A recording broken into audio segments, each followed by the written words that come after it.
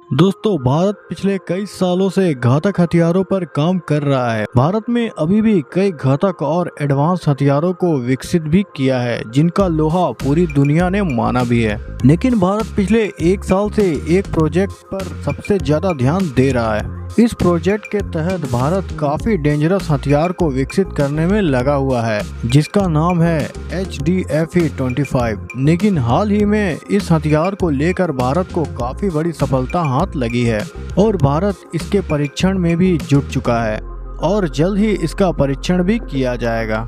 HDFE-25 है क्या और यह दुनिया के लिए रेवोल्यूशन क्यों माना जा रहा है, जानने के लिए बने रहिएगा हमारे वीडियो के अंत तक। दोस्तों, HDFE-25 HAL द्वारा बनाया जा रहा है। यह 25 किलो न्यूटन का टर्बोफैन इंजन है।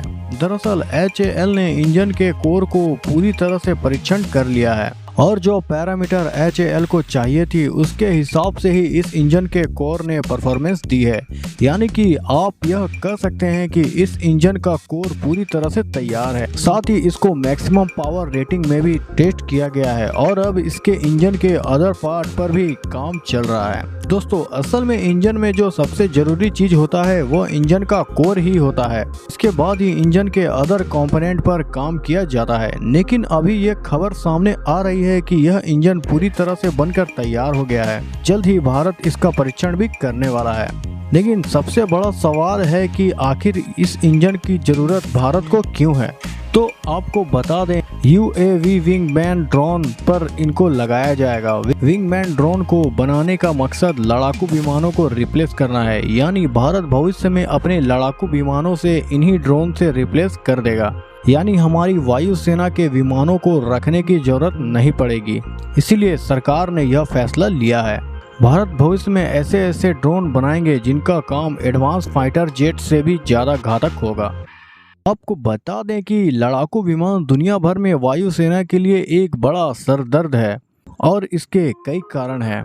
पहला कि जब भी कोई देश लड़ाकू विमान को खरीदता है तो एक विमान को खरीदने में कम से कम $100 मिलियन या इससे ज्यादा खर्च करना होता है, जिसके बाद इसे उड़ाने का खर्चा अलग से ही होता है। क्योंकि एक लड़ाकू विमान को 1 घंटे के लिए उड़ाने पर हमारी वायुसेना को तकरीबन 7 से 8 लाख तक का खर्च करना पड़ता है और पायलट का खर्चा 50 लाख से 1 करोड़ रुपए तक हो जाता है। इसके बाद उनके मेंटेनेंस सर्विसिंग का भी अलग से खर्चा होता है और इसके साथ ही इनको उड़ाने का भी रिस्क होता है, क्योंकि हल्की सी भी गड़बड़ी के कारण पूरा का पूरा जेट क्रैश हो जाता है। इससे आप यह पता लगा सकते हैं कि एक लड़ाकू विमान को उड़ाने में कुल कितना खर्च आता है। इसीलिए भारत चाहता है कि वह भविष्य में लड़ाकू विमान की जगह ड्रोन का ज्यादा इस्तेमाल करे और यह अपनी वायुसेना में ज्यादा से ज्यादा एडवांस फाइटर ड्रोन्स बना ले। भारत भविष्य में अपने वायुसेना में ज्यादा से ज्यादा एडवांस फाइटर ड्रोन को शामिल करने वाला है। बता दें कि भारत के अलावा अभी सिर्फ अमेरिका ही एक ऐसा देश है जो इस पर काम कर रहा है। अब सवाल है कि आखिर यह विंगमैन है क्या। आपको बता दें, यह एक तरह का ड्रोन होगा जो लड़ाकू विमान के साथ साथ उड़ेगा। यानी एक विमान के पीछे तकरीबन 5 से 6 ड्रोन उड़ेगा। विमान में बैठे पायलट ही इन ड्रोन्स को कंट्रोल कर सकेंगे। इन ड्रोन्स में लड़ाकू विमानों की तरह ही सभी हथियार होगी। साथ ही यह दुश्मन के हमले से हमारे लड़ाकू विमान और उनमें बैठे पायलट को भी बचाएगा। यही कारण है कि इसे भविष्य में सबसे खतरनाक हथियारों में से एक माना जा रहा है। इन ड्रोन्सों की वजह से हमारी वायुसेना न सिर्फ घातक हो जाएगी, बल्कि इनके वजह से हमारे वायुसेना के काफी खर्च भी बचेंगे। सबसे पहले इन ड्रोन की कीमत सिर्फ 10 से 15 मिलियन की होगी, यानी एक फाइटर जेट से 10 गुना कम। दूसरा, यह स्टेल्थ होगा, यानी कि इन्हें रडार की मदद से पकड़ पाना मुश्किल होगा। तीसरा फायदा, इन्हें उड़ाने के लिए हमें पायलट की जरूरत नहीं होगी। वैसे एक ड्रोन को भी उड़ाने के लिए पायलट की जरूरत होती है, लेकिन वो कंट्रोल रूम में ही बैठा रहता है। इससे हमारा पायलट सुरक्षित रह सकता है। इसके साथ ही उसकी मेंटेनेंस का खर्चा भी एक लड़ाकू विमान से 20 गुना कम हो जाती है।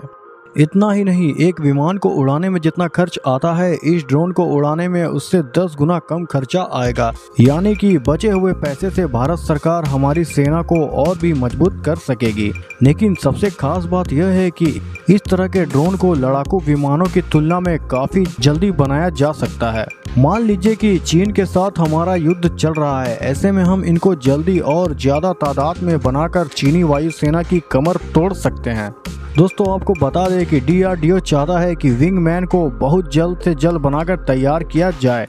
हालांकि इसमें अभी 1 से 1.5 साल का समय और लग सकता है। रिपोर्ट में यह भी कहा गया है कि इन ड्रोन्स को आने में अभी 3 से 4 साल का वक्त भी लग सकता है। तो दोस्तों, आज के इस वीडियो में इतना ही। आप लोग को हमारी यह जानकारी कैसी लगी हमें कमेंट करके अपनी राय जरूर दें। साथ ही वीडियो पसंद लगा तो लाइक करें और चैनल को जरूर से सब्सक्राइब कर लें। धन्यवाद।